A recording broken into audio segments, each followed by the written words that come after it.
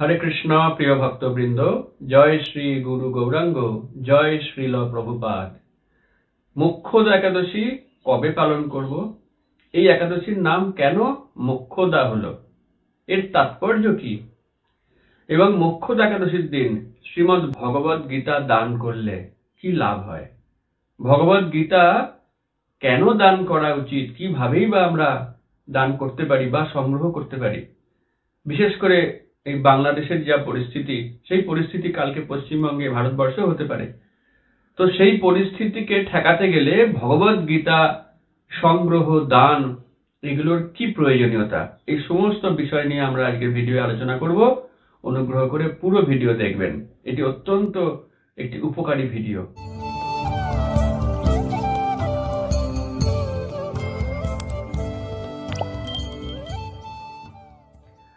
তো প্রথম, কবে পালন করব? সামনেই ডিসেম্বর মাসের 11 তারিখ বুধবার, এই দিনকে আমরা মোক্ষদা একাদশী তিথি পালন করব। মোক্ষদা, মোক্ষ মানে তো মুক্তি, দা মানে দানকারী। যে একাদশী মুক্তি প্রদানকারী তাকে বলা হয় মোক্ষদা একাদশী। এবং এই একাদশীটি অন্যান্য সমস্ত একাদশীর থেকে একটি অনন্য একাদশী। তার কারণ হচ্ছে, এই বিশেষ একাদশীর দিনেই কুরুক্ষেত্রের যুদ্ধের শুরু হয়। প্রথম দিন হয় একাদশী, এবং সেই কুরুক্ষেত্র যুদ্ধের প্রথম দিন অর্থাৎ এই মোক্ষদা একাদশীর দিন ভগবান শ্রীকৃষ্ণ অর্জুনকে এই ভগবদ গীতার বাণী দান করেছিলেন। 40 মিনিট ধরে তিনি 700 খানা শ্লোক বিবৃত করেছিলেন। তাই এই একাদশী হচ্ছে প্রকৃতপক্ষে শ্রীমদ্ ভগবদ গীতার হ্যাপি বার্থডে। ওকে, তো যাই হোক, একবার যুধিষ্ঠির মহারাজ ভগবান শ্রীকৃষ্ণকে এই মোক্ষদা একাদশীর ব্যাপারে জিজ্ঞেস করেন যে এই একাদশীটির তাৎপর্য কি, এই একাদশীতে ভগবানের কোন রূপের পূজা করতে হয়, কেমন করে পূজা করতে হয়। তো এই সমস্ত প্রশ্ন যখন যুধিষ্ঠির মহারাজ ভগবান শ্রীকৃষ্ণকে করেন, তখন ভগবান শ্রীকৃষ্ণ তার উত্তর দেওয়া শুরু করেন। সেই উত্তরগুলি আজকে আমরা আলোচনা করব। ভগবান শ্রীকৃষ্ণ যুধিষ্ঠির মহারাজকে বললেন যে অঘ্রাণ মাসের শুক্লপক্ষের যে একাদশী, তার নাম হচ্ছে মোক্ষদা একাদশী। এবং আপনি যে এই মোক্ষদা একাদশীর ব্যাপারে প্রশ্ন করেছেন, কেবল এই প্রশ্নটা করার জন্য আপনার যশ মহিমা চতুর্দিকে বিস্তৃত হবে। সারা পৃথিবী জুড়ে প্রত্যেক একাদশীর আগে সকলে আপনার কথা, আপনার প্রশ্নগুলি পাঠ করবে এবং আপনার যশ উত্তরোত্তর বৃদ্ধি পাবে। তারপরে ভগবান বললেন যে এই যে পার্টিকুলার একাদশী, সেই একাদশীতে দামোদরের আরাধনা করতে হয়। আপনারা জানেন ভগবানের অনেক রূপ আছে, ভগবানের অনেক অবতার আছে। বিভিন্ন একাদশীতে বিভিন্ন ভগবানের রূপ বা অবতারের আরাধনা করা কর্তব্য। তাহলে এই দিনকে আমরা কি করব? দামোদরের পূজা করব। নিশ্চয়ই আপনাদের বাড়িতে দামোদরের ছবি আছে। কদিন আগেই আমরা দামোদর মাস পেরিয়ে এলাম। দামোদরের ছবি না থাকলে কৃষ্ণের ছবি দিয়ে আরাধনা করবেন। তুলসী পাতা, তুলসী মঞ্জরি, ধূপ, প্রদীপ ইত্যাদি সহকারে সুন্দরভাবে দামোদরের আরাধনা করা কর্তব্য। খুব সুন্দর ফুলের মালা পরাবেন, সুগন্ধি ফুলের মালা, ভগবানকে পদ্ম ফুল নিবেদন করবেন। এইভাবে দামোদরের পূজা করতে হয় এই মোক্ষদা একাদশীর দিন। এবং ভগবান আরো বললেন যে একাদশীর দিন তো পারলে উপবাস করবেন, না পারলে সামান্য অনুকল্প ফলমূল গ্রহণ করবেন। আর দশমীর দিন এবং দ্বাদশীর দিন, এই দুটো দিনও কিন্তু অবশ্যই কৃষ্ণ প্রসাদ খাওয়া উচিত। নিদেন পক্ষে নিরামিষ খাদ্য খাওয়া উচিত। আর মোক্ষদা একাদশীর রাত্রে যদি কেউ ভগবানের মহিমা কীর্তন, নৃত্য, গীত করে রাত্রি জাগরণ করতে পারে, তবে সেটা অতি উত্তম। তার সঙ্গে কৃষ্ণ এটাও অ্যাসিওর করলেন যে যারা যারা কেবল এই মোক্ষদা একাদশীর মহিমা শ্রবণ করবেন, কেবল মহিমা শ্রবণ করার জন্য তারা বাজপেয় যজ্ঞের ফল লাভ করবেন। হরি বল। তো আমরা প্রত্যেক একাদশীর মহিমা শ্রবণ করি এবং তার ফলে আমরা প্রচুর পরিমাণ বাজপেয় যজ্ঞ, রাজসূয় যজ্ঞ ইত্যাদি ইত্যাদি যজ্ঞের ফল অলরেডি পেয়ে গেছি, আবার আমরা পাবো, এতে কোনো সন্দেহ নেই। তো যাই হোক, ভগবান তারপরে বললেন যে এই একাদশীর আরেকটি বিশেষ ঐতিহাসিক প্রেক্ষাপট রয়েছে।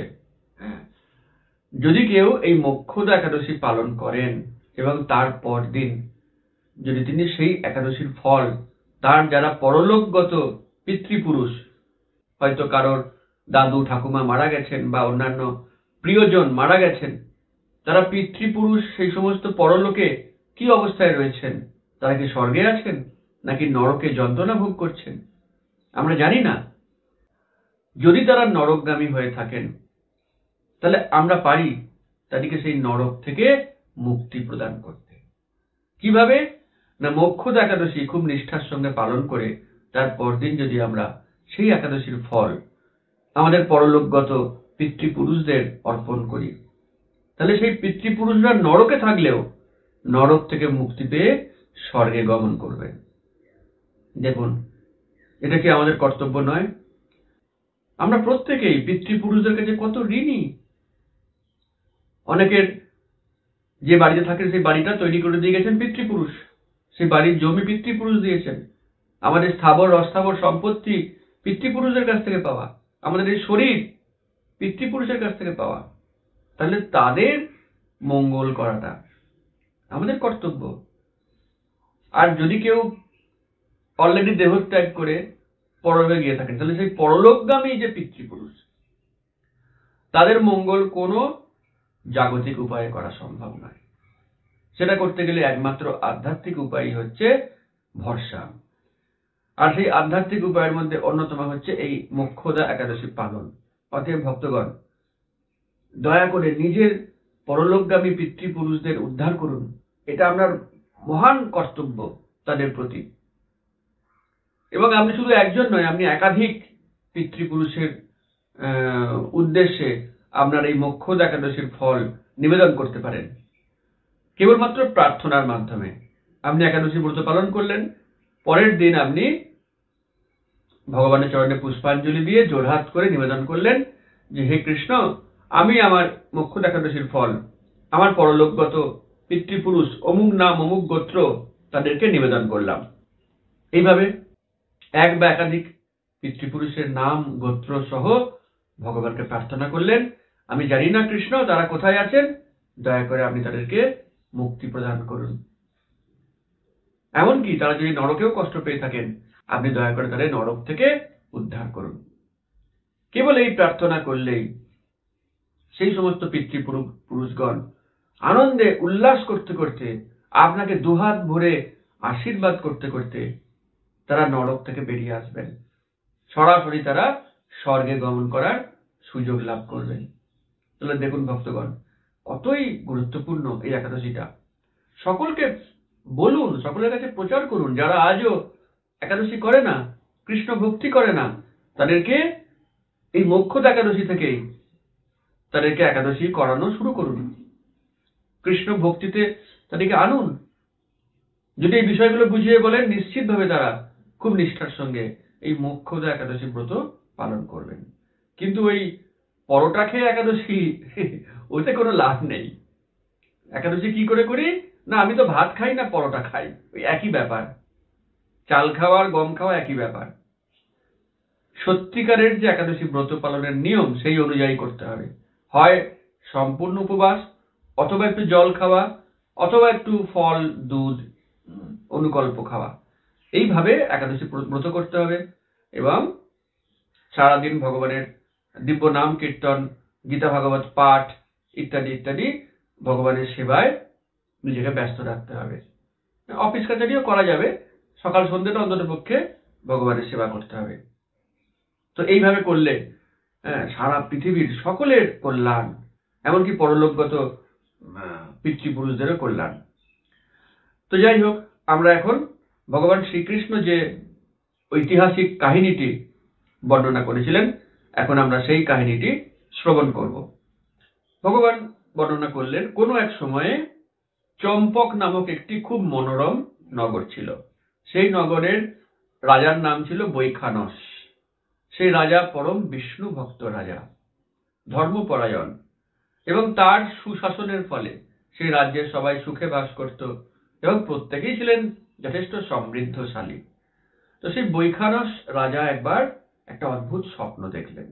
তিনি স্বপ্নে দেখলেন যে তার পরলোকগত পিতা তিনি কোনো কারণে নরকে গেছেন এবং নরকে তিনি যথেষ্ট পরিমাণে যন্ত্রণা ভোগ করছেন, শাস্তি ভোগ করছেন।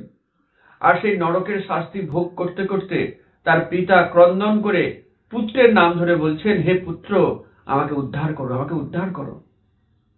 সেই স্বপ্ন দেখে রাজা বৈখানস বিছানায় ধরফর করে উঠে বসলেন। তিনি কাঁদতে লাগলেন এবং তার পরিবারের সবাইকে ডেকে বললেন, তার স্ত্রী পুত্র তারাও কাঁদতে লাগলেন যে আমাদের পিতা, আমাদের পরম আত্মীয়, তিনি নরকে গিয়ে কষ্ট পাচ্ছেন আর আমরা এখানে সুখে রাজত্ব করছি, বিলাস ব্যসনে আনন্দে দিন কাটাচ্ছি, ধিক আমাদের। রাজা বৈখানস তার রাজ্যের সমস্ত বেদজ্ঞ ব্রাহ্মণদের ডাকলেন, ডেকে বললেন, আমি তার পুত্র। পুত্র মানে কি? পুত নামক নরক থেকে যে ত্রাণ করে তার নাম পুত্র।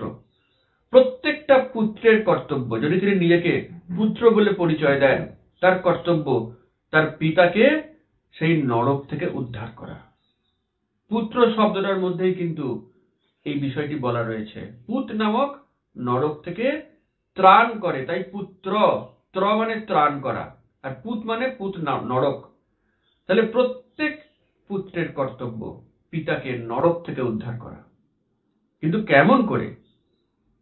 শুধু কর্তব্য জানলে তো হবে না, কর্তব্যটা কেমন করে সমাপন করব এটাও জানতে হবে। বৈখানস বেদজ্ঞ ব্রাহ্মণদের বললেন, আপনারা তো সর্বশাস্ত্রবিদ, দয়া করে আপনারা আমাকে উপায় বলুন। আমি একজন রাজা, আমি কৃষ্ণ ভক্ত রাজা, আমার রাজ্যে এত বেদজ্ঞ ব্রাহ্মণ, তা সত্ত্বেও যদি আমার পিতা নরকে কষ্ট পায়, তাহলে আমার থাকার প্রয়োজনীয়তাটা কি? যখন রাজা বৈখানস এইভাবে বেদজ্ঞ পণ্ডিতদের বললেন, তখন বেদজ্ঞ পণ্ডিতরাও চিন্তা করতে লাগলেন যে তাই তো, আমাদের পালক পরম বিষ্ণু ভক্ত রাজা, তিনি দুশ্চিন্তায় রয়েছেন, তার পিতা নরক থেকে তাকে আহ্বান করছেন, হে পুত্র, আমাকে উদ্ধার করো, আমাকে উদ্ধার করো। এবং তার সেই পিতার কাতর আর্তনাদ শুনে আমাদের প্রিয় রাজা তিনি দুশ্চিন্তায় ঘুমাতে পারছেন না। এখন আমরা তাকে কি সমাধান দিই? আমাদের মাথায় আসছে না, শাস্ত্রে কোথায় যে কি লেখা রয়েছে আমরা বুঝতে পারছি না। তারা তখন ঠিক করলেন যে কাছেই রয়েছে পর্বত মুনির আশ্রম, তিনি ত্রিকালজ্ঞ ঋষি, সব প্রশ্নের উত্তর তার কাছে আছে। অতএব তারা পর্বত মুনির কাছে যাওয়ার সিদ্ধান্ত নিলেন। দেখুন ভক্তগণ, যখন কোনো সংকট আসে, আগেকার দিনে সংকট এলে মানুষ বেদজ্ঞ ব্রাহ্মণ, শাস্ত্রবিদ ব্রাহ্মণকে জিজ্ঞাসা করতেন বা কোনো ঋষি মুনিকে জিজ্ঞাসা করতেন। তো এখনো আমাদের সেটা করা উচিত। যখনই আমরা কোনো সমস্যায় পড়ব, আমাদের ইস্কন মন্দিরে গিয়ে ভক্তদেরকে, ইস্কনের ব্রাহ্মণ বা বৈষ্ণবদের জিজ্ঞাসা করা উচিত। তার জন্য ইস্কনের ক্লাসে জয়েন করলে ভালো, ইস্কনের মন্দিরে নিয়মিত যাওয়া আসা করলে সেই সুবিধা আমরা পাবো।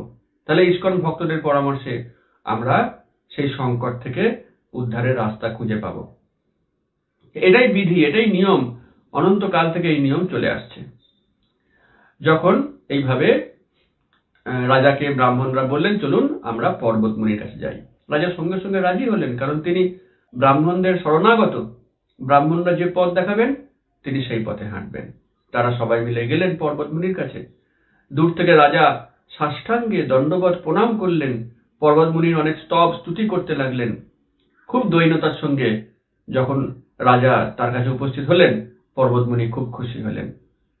রাজা স্বয়ং এসছেন, তিনি অত্যন্ত দৈন্যতা সহকারে তার কাছে কাতর আবেদন করছেন। অতএব পর্বত মুনি খুব মন দিয়ে রাজার কথা শুনলেন এবং তিনি কিছুক্ষণ ধ্যানস্থ হয়ে ধ্যানের মাধ্যমে দেখতে পেলেন সত্যি রাজার পিতা নরকে কষ্ট পাচ্ছেন। তিনি চোখ খুলে বললেন, হে রাজন, তোমার পিতা সত্যিই নরকে আছে।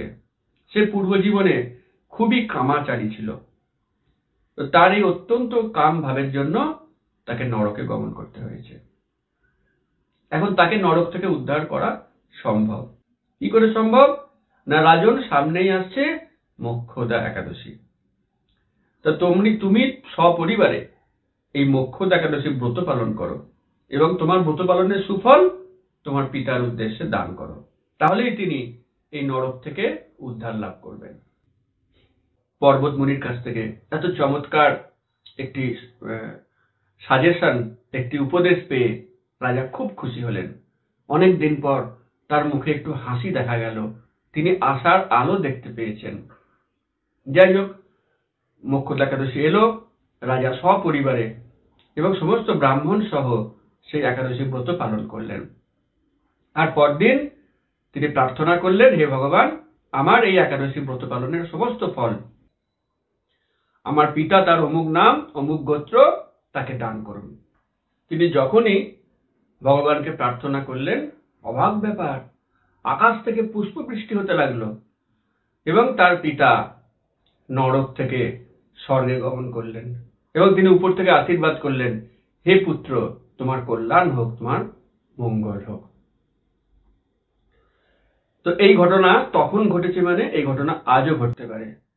হয়তো আমরা আমাদের পিতা বা আমাদের পিতৃপুরুষকে দেখতে পাবো না নরক থেকে বেরিয়ে আসছেন, কিন্তু তারা বেরিয়ে আসবেন এটা নিশ্চিত। ভগবানের কথা, শাস্ত্রের কথা অভ্রান্ত, কখনো মিথ্যা হয় না। এই কাহিনীটি বর্ণনা করে ভগবান বললেন, হে মহারাজ, যিনি নিষ্ঠার সঙ্গে এই মোক্ষদা একাদশী ব্রত পালন করবেন তার সমস্ত পাপ বিনষ্ট হবে এবং তিনি মৃত্যুর পর মুক্তি লাভের সুযোগ পাবেন। আর তিনি যদি এই ব্রতের ফল তার পিতৃপুরুষদের দান করেন, তারাও নরক থেকে উদ্ধার পাবে। এবং এই একাদশী ব্রত শ্রবণ করলেই বাজপেয় যজ্ঞের ফল লাভ হবে। অতএব ভক্তগণ, আমরা তো বাজপেয় যজ্ঞের ফল লাভ করে গেলাম এবং আমরা অবশ্যই নিষ্ঠার সঙ্গে এই ব্রতটি পালন করব। যারা আজও একাদশী করে না, কৃষ্ণ ভক্তি করে না, তাদেরকে আপনারা এই কাহিনীটি শোনান। পিতৃপুরুষদের উদ্ধার করার যে পথ তাদেরকে বলুন।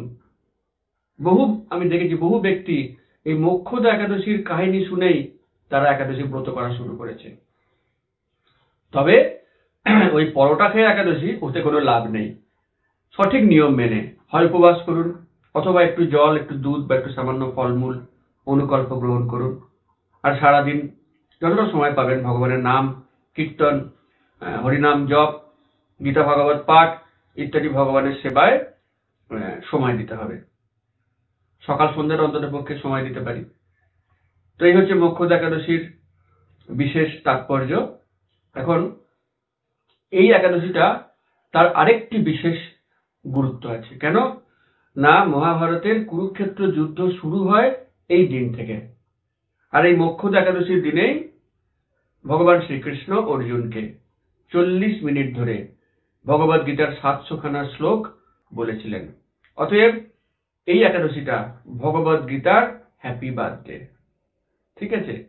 তো আমরা অনেক সময় আমাদের পুত্র কন্যা বন্ধু বান্ধবের হ্যাপি বার্থডে পালন করি, বেলুন দিয়ে বাড়ি সাজাই, লাইট লাগাই, কেক কাটি, কত খাবার দাবারের আয়োজন করি, হাজার হাজার টাকা খরচা করে আমরা পুত্র কন্যা অনেকের জন্মদিন পালন করি। এতে পুত্র কন্যা আনন্দ পায়, কিন্তু তার কোনো পারমার্থিক লাভ এটা হয় না। কিন্তু আমরা যদি ভগবদ গীতার হ্যাপি বার্থডে একইভাবে আড়ম্বরে পালন করি, তাহলে আমাদের অশেষ কল্যাণ হবে, ভগবদ গীতার আশীর্বাদ আমরা লাভ করব। তো কেমন করে আমরা সেই ভগবদ গীতার হ্যাপি বার্থডে বা গীতা জয়ন্তী পালন করব? না, ওই দিনকে সমস্ত ইস্কন মন্দিরে পুরো ভগবদ গীতা পাঠ হয়, একদম প্রথম থেকে শেষ শ্লোক। আমরা সেই পাঠে যোগদান করতে পারি। আমি নিজে ওই দিনকে থাকবো ইস্কন পানিহাটি মন্দিরে, সকাল 8টা থেকে গীতা পাঠ হবে। তো আপনি পানিহাটি মন্দিরে আসতে পারেন, অথবা আপনার কাছাকাছি যে কোনো ইস্কন মন্দিরে গিয়ে সেই পাঠে অংশ নিতে পারেন। আপনার কাছে ইস্কন মন্দির নেই, নিজের বাড়িতেই আপনি পুরো গীতাটা একবার পাঠ করুন। পুরো গীতা পাঠ করার সময় পাচ্ছেন না, অন্তত পক্ষে 15 অধ্যায় পাঠ করুন বা যতগুলি অধ্যায় সম্ভব পাঠ করুন। তো এইভাবে কিছু না কিছু করুন ভগবদ গীতার আনন্দ বিধানের জন্য। আপনার যে ঠাকুরের সিংহাসন, সেখানে ভগবদ গীতাকে রাখুন, ফুলের মালা পরান, তাকে স্পেশাল আরতি করুন, ভগবদ গীতাকে আরতি করুন এবং ওই দিনকে অবশ্যই ভগবদ গীতা গ্রহণ করুন, ভগবদ গীতা দান করুন, প্রচার করুন। এখন গীতা ম্যারাথন চলছে, ডিসকাউন্ট প্রাইসে গীতা পাওয়া যাচ্ছে মাত্র 250 টাকায়, সঙ্গে চমৎকার একটি ক্যালেন্ডার। তো আপনি ইসকন মন্দির থেকে সংগ্রহ করতে পারেন, বা আপনি আমাদের কাছ থেকেও সংগ্রহ করতে পারেন। যদি আপনার বাড়ি কলকাতার কাছাকাছি জায়গায় হয়, আর যদি আপনি একটু বেশি সংখ্যায় নেন, একটা গীতা তো অতটা রাস্তা গিয়ে দিয়ে আসাটা কঠিন। যদি আপনি 5টা 8টা 10টা গীতা নেন, কাছে বাড়ি হলে আপনার বাড়িতে আমরা দিয়ে আসবো গীতা এবং ক্যালেন্ডার। আর যদি বাড়ি আপনার দূরে হয়, তাহলে আপনাকে কুরিয়ারে পাঠিয়ে দেবো, তার জন্য সামান্য কুরিয়ার চার্জ লাগবে। তো আপনি যদি গীতা নিতে ইচ্ছুক হন, তাহলে এই ভিডিওর তলায় কমেন্টে আপনি লিখতে পারেন আপনার নাম, ফোন নাম্বার দিয়ে, আমি এতগুলি গীতা নিতে চাই। আমরা আপনার সঙ্গে যোগাযোগ করে নেব। অথবা আমরা যে ফোন নাম্বার দিচ্ছি, এই ফোন নাম্বারে আপনি হোয়াটসঅ্যাপ করে বলবেন আমি এতগুলি গীতা চাই, আপনার নাম ঠিকানা দেবেন, আমরা আপনার সঙ্গে যোগাযোগ করে নেব। ঠিক আছে? অথবা যদি আপনি আমাদের হরিবাসরের হোয়াটসঅ্যাপ গ্রুপে থাকেন, তাহলে সেই গ্রুপেতেও আপনি লিখবেন যে আমি এতগুলি গীতা চাই, আমার ঠিকানা এই, তাহলে আমরা আপনাকে যোগাযোগ করে নেব। তো আমরা সব রকম ভাবে সাহায্য করতে প্রস্তুত, আপনিও সাহায্য করুন। দেখুন বাংলাদেশে কি ঘটনা ঘটছে। হ্যাঁ, এই ঘটনা কালকে পশ্চিমবঙ্গে হবে না, ভারতবর্ষে হবে না, তার গ্যারান্টি নেই। আগামী দিনে সনাতন ধর্ম টিকে থাকবে তো নাকি নিশ্চিহ্ন হয়ে যাবে, নির্ভর করছে আমাদের উপর। যদি আমরা ব্যাপকভাবে ভগবত গীতার প্রচার করি, নিজেরা পাঠ করি, জীবনে পালন করি, তাহলে সনাতন ধর্মকে নিশ্চিহ্ন করার ক্ষমতা কারোর থাকবে না। আর যদি আমরা গীতা পাঠ না করি, ভুলে যাই, ভগবানকে না মানি, তাহলে একদিন কালের নিয়মে সনাতন ধর্ম নিশ্চিহ্ন হয়ে যাবে। অতএব বিশেষ করে বাংলাদেশের এই ঘটনার পরিপ্রেক্ষিতে এই বছরে ব্যাপকভাবে ভগবত গীতার প্রচার করা উচিত।